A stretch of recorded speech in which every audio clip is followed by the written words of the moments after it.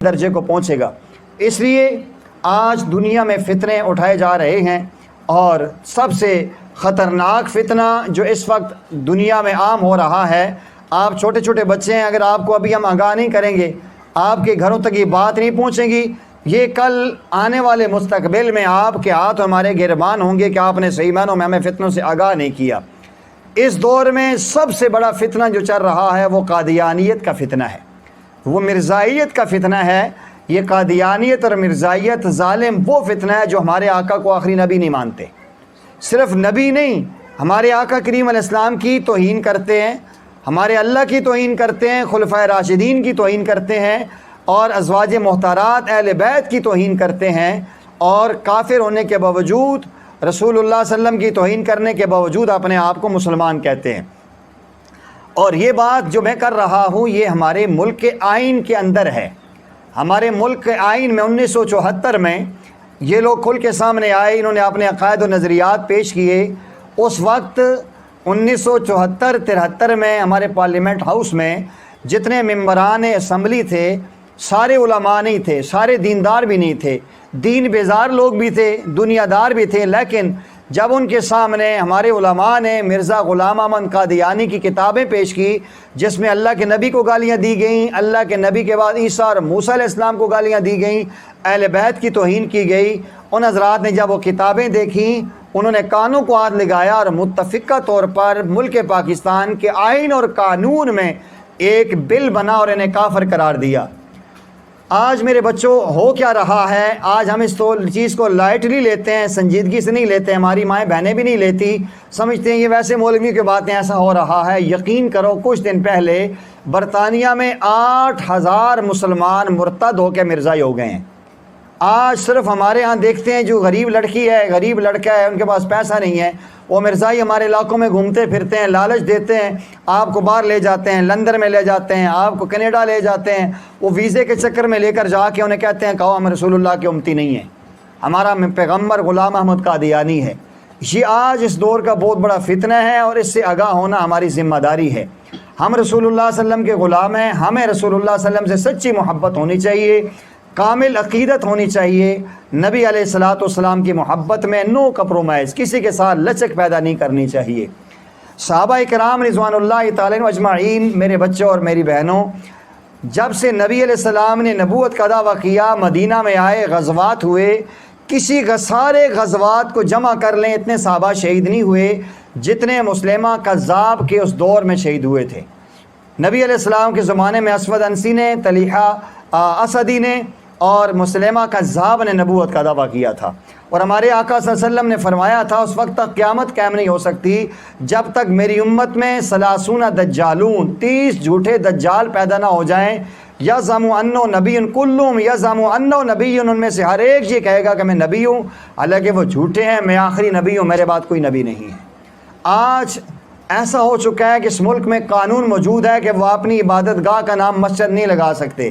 وہ اپنی اس عبادت گاہ کے اوپر مینارہ نہیں بنا سکتے، اپنے ساتھ مسلمان نہیں لکھ سکتے، لیکن اتنے وہ عام ہو چکے ہمیں پتہ بھی نہیں ہے، اور وہ دوبارہ اسی لبادہ میں آ کر ہماری نوجوان نسل کو گمراہ کر رہے ہیں، اور ان کی بہت ساری ایسی مصنوعات ہیں جو ہم پیتے ہیں، ہم کھاتے ہیں، ان کی بوتلیں، ان کے جوس ہیں، جس میں سے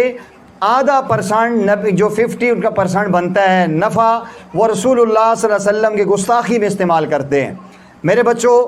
میری بہنوں اور میرے بچیوں، ہم کیا کر سکتے ہیں؟ ہم کم سے کم یہ تو کر سکتے ہیں کہ ہم رسول اللہ صلی اللہ علیہ وسلم کی عظمت کا نعرہ بلند کریں، ہم یہ کہیں کہ تاجدار ختم نبوت زندہ باد، ہمارا ایمان ہے کہ تاجدار ختم نبوت زندہ باد، تاج تخت ختم نبوت زندہ باد، شان رسالت زندہ باد، عقیدہ ختم نبوت۔ یہ ظاہری طور پہ ایسا نظر آتا ہے، آپ بچے بھی سوچیں گے، آپ کے ماں باپ بھی سوچیں گے پتہ نہیں ہمارے ایک کمرے میں بیٹھ کر، ایک ہال میں بیٹھ کر زندہ باد سے کیا ہوتا ہے۔ میں بتاتا ہوں کیا ہوتا ہے۔ ابراہیم علیہ السلام کو آگ میں ڈالا گیا، نمرود نے ڈالا تھا آپ کو جلانے کے لیے، چخہ نمرودی تیار ہوا، تو آپ نے کتابوں میں لکھا ہے جو جانور تھے، ایک پرندہ تھا اور ایک جانور تھا، وہ بھی کیڑا مکوڑا ہے، گرگٹ جسے کہتے ہیں، وہ نیچے سے آگ کو پھونکے مارتا تھا۔ حالانکہ چخہ نمرودی میں گرگٹ کی کتنی پھونک ہوگی؟ ایک بچے کی پھونک سے بھی کم ہے۔ صرف یہ چاہتا تھا کہ ابراہیم علیہ السلام کے چخہ میں آگ اور بڑھ کے، اور ایک کبوتر تھا کہ جو اپنی چونچ میں ایک قطرہ پانی کا لا کر چیخا نمرودی کے اوپر ڈالتا تھا، حالانکہ کبوتر کو بھی پتہ تھا کہ میرے ایک قطرہ ڈالنے سے آگ بجھ نہیں سکتی، اور گرگٹ کو بھی پتہ تھا کہ میری پھونکوں سے آگ بڑھ نہیں سکتی، لیکن اللہ نے حکم دے دیا کہ یہ گرگٹ جہاں نظر آئے اس کو مارو، ثواب ہے۔ اور کبوتر کی اللہ نے مسلمانوں کے دل میں اتنی محبت ڈال دی کہ حرم کعبہ اور حرم مدینہ کبوتروں سے بھر گئے ہیں، اور لوگ ان سے اتنی عقیدت اور محبت اور پیار کا تعلق رکھتے ہیں۔ اس لیے میرے بیٹا، ہم قطرے قطرے سے دریا بنتا ہے۔ آج سے ہم عزم کر لیں، یاد رکھو کہ ایسے واقعات آتے ہیں جن کی بنیادی طور پہ ماں باپ نے صحیح اصلاح کی تھی، اور ماں باپ نے بچوں کو عقیدہ توحید، عقیدہ رسالت اور ختم نبوت سمجھایا تھا۔ جب ان پہ ایسے حالات آئے اور لوگوں نے گمراہ کرنے کی کوشش کی، انہوں نے واضح انداز میں اندر سے ان کا ایمان اٹھا اور اس کی مخالفت کر دی، اور رسول اللہ صلی اللہ علیہ وسلم کے تحفظ کے لیے میدان میں اتر گئے۔ آپ چھوٹے بچے، آپ کو اتنا نہیں پتہ، آپ کے ماں باپ اگر گھر میں تذکرہ کرتے ہوں، غازی علم الدین ایک عام لوہار کا بیٹا تھا۔ جب اس نے دیکھا کہ رسول اللہ صلی اللہ علیہ وسلم کے خلاف ایک بدبخت نے کتاب لکھی، رنگیلا رسول کتاب لکھی، اس نے علماء کا بیان سنا، اور وہ ایک ترکھان کا بیٹا یا لوہار کا بیٹا اٹھا، اس نے سارا دن خنجر تیز کیا اور اس رجپال جو تھا اس کے پیٹ میں جا کے مارا، اور اس کو وہیں واصل جہنم کیا، اور خود گرفتاری پیش کر دی کہ میں رسول اللہ صلی اللہ علیہ وسلم کا غلام ہوں، اور میں نے عشق و محبت میں ڈوب کے اس کو مارا ہے۔ علامہ اقبال نے ان کا کیس لڑا، اور قائد اعظم ان کے وکیل تھے۔ قائد اعظم محمد علی جناح رحمہ اللہ نے کہا کہ تم صرف ایک جملہ کہہ دو جی جب میں نے اس کو مارا تو میں محبت میں مدہوش تھا، مجھے پتہ نہیں چلا، میں تمہیں رہا کروا دوں گا۔ غازی علم الدین شہید رحمۃ اللہ علیہ نے فرمایا کہ میں تو ساری زندگی تھا ہی بے ہوش، جب میں نے رسول اللہ صلی اللہ علیہ وسلم کے گستاخ کو خنجر مارا تو صحیح معنی میں ہوش تو اس نے مجھے آیا تھا، اور میں کیسے تمہاری بات مان لوں کہ مجھے روزانہ نبی پاک صلی اللہ علیہ وسلم کے خواب میں زیارت ہو رہی ہے۔ میرے بچوں، وہ 16-17 سالہ نوجوان غازی علم الدین فوت ہوئے صدیاں گزر گئی ہیں، آج بھی جب اس کا نام آتا ہے تو اہل ایمان کے دل باغ باغ ہو جاتے ہیں۔ ابھی آپ کے سامنے کچھ عرصہ پہلے غازی ممتاز قادری شہید رحمۃ اللہ علیہ نے ایک نبی علیہ السلام کے قانون کی گستاخی کرنے والے انسان کو قتل کیا۔ ظاہری طور پہ لوگ ہمارے کہتے ہیں کہ اس نے قانون ہاتھ میں لیا، یہ بڑے لوگ بحث مباحثہ کرتے ہیں، لیکن جب غیرت اور حمیت غالب آتی ہے انسان پھر کوئی قاعدے اور ضابطے نہیں دیکھا کرتا۔ نبی پاک صلی اللہ علیہ وسلم نے ایک یہودی کے حق میں فیصلہ کر دیا، منافق اور یہودی کا جھگڑا تھا، وہ صدیق اکبر کے پاس کیس لے کر گیا۔ صدیق اکبر رضی اللہ عنہ نے نبی علیہ السلام کا کیس برقرار رکھا، وہ منافق لے کر عمر کے پاس گیا کہ عمر رضی اللہ عنہ یہودیوں کے مخالف ہیں، وہ میری فیور کریں گے، میں ظاہری طور پہ مسلمان تو بناؤں۔ جب ان کے پاس گئے پتہ چلا کہ نبی علیہ السلام نے یہودی کے حق میں فیصلہ کیا ہے، رسول اللہ صلی اللہ علیہ وسلم کا فیصلہ منافق نے نہیں مانا، صدیق اکبر کا فیصلہ نہیں مانا، قرآن کی اوراق گواہ ہیں، قرآن کی سب سے پہلی قسم اللہ نے اسی بات پر کھائی ہے۔ سیدنا فاروق اعظم نے فرمایا ٹھیک ہے، جو نبی علیہ السلام کا فیصلہ نہیں مانتا، صدیق اکبر کا فیصلہ نہیں مانتا، اس کا فیصلہ عمر کی تلوار کرے گی۔ قرآن موجود ہے، عمر نے تلوار لائی، اس کی گردن اتار کے پھینک دی۔ نبی علیہ السلام کی خدمت میں کیس لایا گیا کہ یا رسول اللہ، ہمارے ایک مسلمان کو عمر نے قتل کیا ہے، قصاصاً عمر کو قتل کیا جائے۔ اب قتل کے بدلے میں قتل ہے، اس نے ظاہری طور پہ تو کلمہ پڑھا ہوا تھا، اور اس وقت تک ایسا کوئی ضابطہ اور قانون نہیں بنا تھا کہ اللہ کے نبی کی گستاخی کرنے والے کی سزا کیا ہوگی۔ نبی علیہ السلام نے سیدنا عمر کو بلایا اور کہا عمر یہ تم نے کیا کیا؟ ابھی عمر نے جواب نہیں دیا، اللہ نے جبرائیل کو بھیج دیا۔ سبحان اللہ، جبرائیل نے وحی لائے، اللہ نے کہا سب سے پہلے قرآن کی قسم ہے، فلا وربک لا یؤمنون حتی یحکموک فیما شجر بینہم، اے محمد تیرے رب ہونے کی قسم، میں خدا قسم اٹھا کے کہتا ہوں یہ لوگ اس وقت تک کامل ایمان والے ہو ہی نہیں سکتے جب تک آپ کے فیصلوں کو تسلیم نہ کریں۔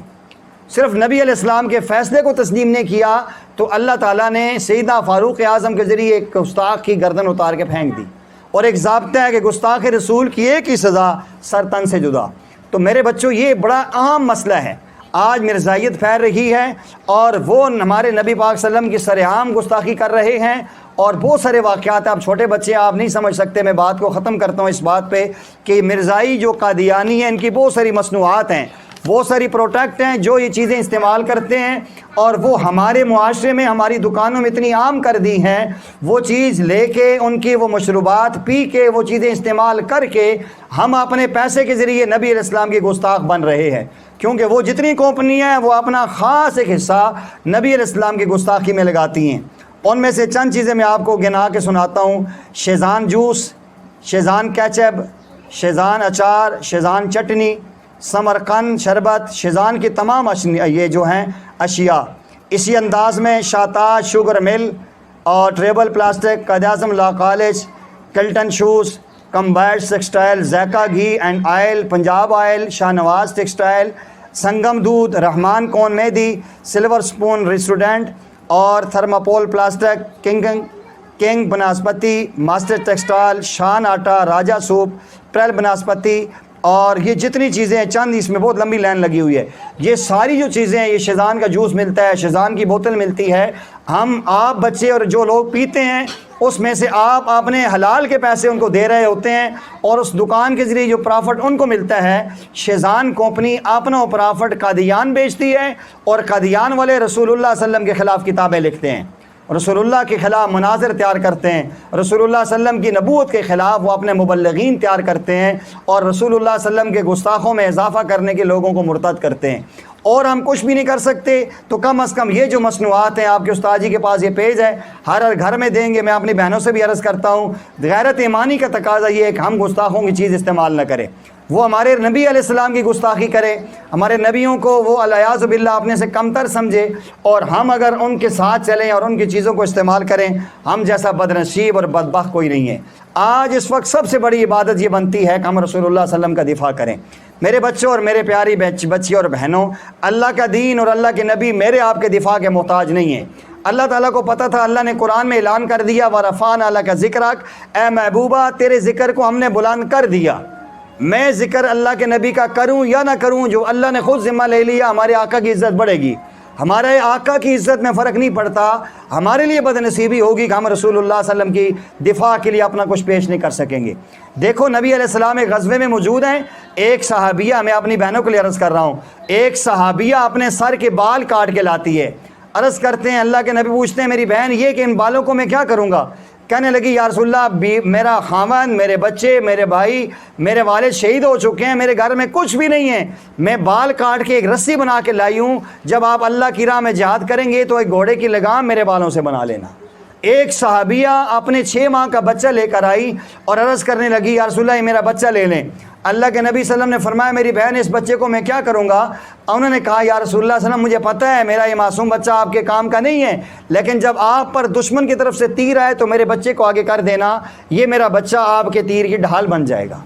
ام حنصہ رضی اللہ تعالی عنہ کے 4 جوان بیٹے اللہ کے نبی صلی اللہ علیہ وسلم کے شانہ بشانہ شہید ہوئے۔ ایک اور انصاریہ عورت کے بارے میں آتا ہے کہ انہیں اطلاع ملی کہ ان کے باپ شہید ہو چکے ہیں، وہ دیوانہ وار جا رہی ہے میدان جہاد کی طرف، کارزار کی طرف، اطلاع ملی آپ کا بھائی بھی شہید ہو گیا۔ کہا انا للہ پڑھا، آپ کے خامد بھی شہید ہو گیا، کہتے ہیں انا للہ۔ پتہ چلا آپ کا بھائی بیٹا بھی شہید ہو چکا ہے، لیکن وہ جا رہی آگے، کہتی ہے مجھے یہ بتاؤ کہ میرے آقا کس حال میں ہیں۔ جب نبی علیہ السلام کو دیکھا آپ ٹھیک ٹھاک ہیں، کہنے لگی یا رسول اللہ آپ کے پاس ساری مصیبتیں میرے لیے سہل ہیں۔ اللہ کے نبی صلی اللہ علیہ وسلم پہ سب سے پہلے قربانی دینے والی ہماری مسلمان جو خاتون تھی سمیہ رضی اللہ تعالیٰ عنہ، سب سے پہلے قربان ہوئی اللہ کے نبی صلی اللہ علیہ وسلم سے، ان کی عزت و احترام کے لیے۔ تو میری بہنوں کی ذمہ داری بنتی ہے ہم بچوں کے خمیر میں، بچوں کی گھٹی میں بار ڈالیں۔ ہماری زندگی ہے تو عشق مصطفیٰ میں ہے، ہماری جوانی ہے تو عشق مصطفیٰ کی نظر میں، ہماری موت بھی آئے گی تو رسول اللہ صلی اللہ علیہ وسلم کی عزت کی نظر میں، تاکہ کل اللہ کے سامنے آپ بھی سرخرو ہوں اور ہم بھی سرخرو ہوں۔ اور اگر ہم نے آج بچوں کی صحیح رہنمائی نہ کی، کل ہم کس انداز میں نبی علیہ الصلوۃ والسلام کے سامنا کر سکیں گے؟ ہماری ذمہ داری بنتی ہے۔ آخری بات جو میں نے عرض کی تھی، اللہ نے قرآن میں حکم دیا یا ایھا الذین آمنوا اصبروا، اے ایمان والو اسلام پہ ثابت قدم ہو جاؤ، وصابروا، پورے گلیوں میں پھیل جاؤ، یہ پیغام عام کر دو، ورابطوا، اور مورچہ زن ہو جاؤ، دلائل کے ساتھ، براہین کے ساتھ، قرآن کو پڑھو، حدیث کو پڑھو، فقہ کو پڑھو، صحابہ کرام کے اقوال کو جمع کرو، ہر بچے کو اپنے ان دلائل سے مزین کر دو، واتقوا اللہ، اور اللہ پر تقوی کرو، انشاءاللہ تمہاری کامیابی مقدر جو میں لعلکم تفلحون، تاکہ تم کامیاب ہو جاؤ گے۔ ہم آج کا پیغام یہ لے کر جانا ہے، ہم نے اللہ سے دین پہ استقامت کی دعا مانگنی ہے۔ آپ بچوں نے بھی، بہنوں نے بھی، بچیوں نے بھی، کہ اللہ میں دین پہ استقامت عطا فرما، ہمیں دین کی اس نعمت سے محروم نہ فرما۔ دوسرا، ہم نے یہ پیغام گلی کوچے میں عام کرنا ہے۔ تیسرا، ہم نے قرآن و سنت کے دلائل سے اپنے آپ کو مزین کرنا ہے۔ آج جتنے قادیانی ہیں، مرزائی ہیں یا اور جتنے عقیدے رکھنے والے لوگ ہیں، ہر بچہ اپنے دلائل سے مزین ہے۔ ہمارے نوجوانوں کو یہ بھی نہیں پتہ کہ رسول اللہ صلی اللہ علیہ وسلم کی کتنی بیویاں ہیں، رسول اللہ صلی اللہ علیہ وسلم کے کتنی بیٹیاں ہیں، رسول اللہ صلی اللہ علیہ وسلم کے کتنے داماد ہیں، رسول اللہ صلی اللہ علیہ وسلم کے کتنے نواسے ہیں۔ بس یہی کہتے ہیں رسول اللہ کی ایک بیٹی فاطمہ، آپ کے 2 نواسے تھے، تو باقی 3 بیٹیوں نے کیا گناہ کیا کہ جن کو ہم بھول جاتے ہیں۔ رسول اللہ صلی اللہ علیہ وسلم کے ایک داماد علی المرتضیٰ نظر آتے ہیں، 2 داماد عثمان کہاں جا رہے ہیں۔ رسول اللہ صلی اللہ علیہ وسلم کی 11 بیویاں ہیں، اہل بیت ہیں نبی علیہ السلام کے گھر والے۔ یہ آج اتنی ایک ہمارے خلاف ایسی سازش کی گئی ہے، آج جتنے بھی اہل بیت ہم کسے کہتے ہیں؟ 5 تن پاک کو، صرف نبی علیہ السلام، فاطمہ، علی المرتضیٰ، حسن حسین، تو نبی علیہ گھر والے کسے کہتے ہیں؟ اب مثلا میں عبد الوحید بھائی سے پوچھتا ہوں آپ کے گھر والے ٹھیک ہیں، تو سب سے پہلے ان کی بیوی مراد ہوگی، ان کی بچی مراد ہوگی۔ یہ ان کے ابو سے پوچھتا ہوں آپ کے گھر والے ٹھیک ہیں، تو ان کے گھر والے، بچیاں، بچے، گھر والے مراد ہوتے ہیں۔ آج دیکھو کتنا بڑا ظلم ہے کہ اہل بیت میں نبی علیہ السلام کی بیویوں کا ذکر ہی کوئی نہیں۔ حضرت فاطمہ جو ہے علی المرتضیٰ کے گھر والی ہے، رقیہ میں کلثوم عثمان غنی کے گھر والی ہے، پیارے آقا کی گھر والی عائشہ ہیں، حفصہ ہیں، خدیجہ ہیں۔ اس لیے یہ بنیادی طور پہ عقیدے ہر بچے نے سیکھنے ہیں،